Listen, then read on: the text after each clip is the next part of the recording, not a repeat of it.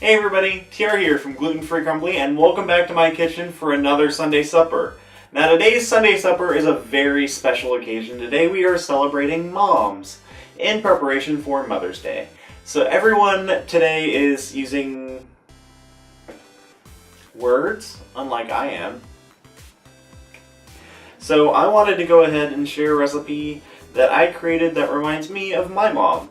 Now, when we were growing up, we didn't live that far away from my grandparents. We lived probably about 40 minutes, less than that really. Unless of course there was traffic over the bridge, and then that would be anywhere from like 40 minutes to like 5,000 hours, or at least that's what it felt like when I was a kid in the back of a car. But yeah, minor tangent aside, the reason why I brought up the story of my grandparents' house was I am ruining my kitchen. Purpose of bringing up the story of my grandparents' house is that they always had these nice little sweet confections around the house. And one of the confections that my mom always loved to go to whenever she needed brain food, which is really just code for wanting to have some kind of sweet confection whenever she was drastically losing at a word game or a card game, possibly at my hands, but very more frequently at the hands of my grandmother, who always had a habit of completely wrecking her at games. I know this sounds like I'm being really mean about my mom, but she would really appreciate this and love this story if she was actually watching this video. Hi Mom, if you're watching this, I'm going to try to get you to watch this, because this video is for you. That was a crap heart. Better. Now there are two treats that my mom would always go to for brain food.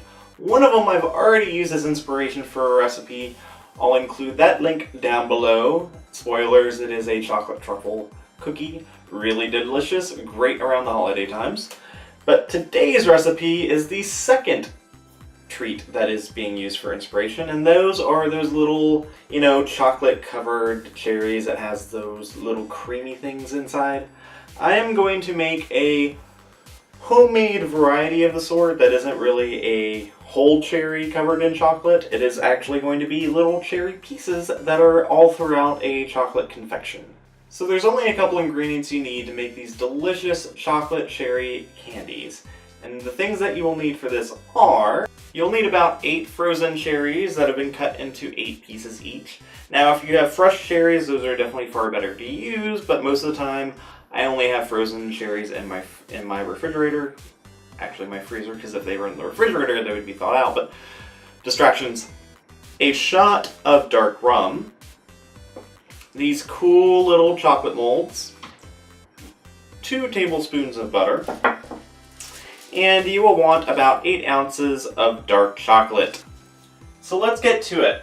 What you'll want to do is you will want to take your cherries and you'll want to add them into a small saucepan, then add your dark rum, and then go ahead and cook them over low heat for about 8 minutes until the cherries have become very nice and soft and you've got a nice little syrup formed. And once you have a delicious syrup formed with your cherries, you want to add in the chocolate and the butter and let those melt into one nice, even consistency. And I actually like to prefer to turn off the heat, because the leftover heat from the cherries and the sauce is pretty decent enough to melt the chocolate and the butter together. And once everything is all happily melted, what you'll want to do is just transfer your chocolate into your chocolate molds.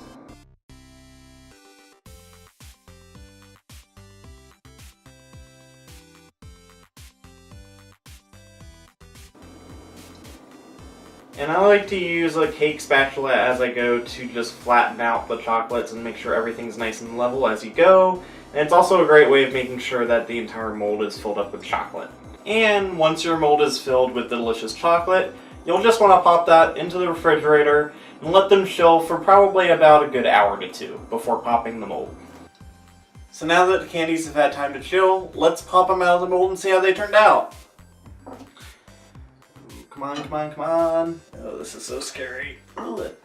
Yay! It's working. Oh god. Side note, if you don't want chocolate all over your hands, use kitchen gloves. Super easy way of not having to clean up your fingers. We did it! So one thing I wanted to do for some extra presentation for these candies is I went ahead and I bought these tiny little cupcake foils.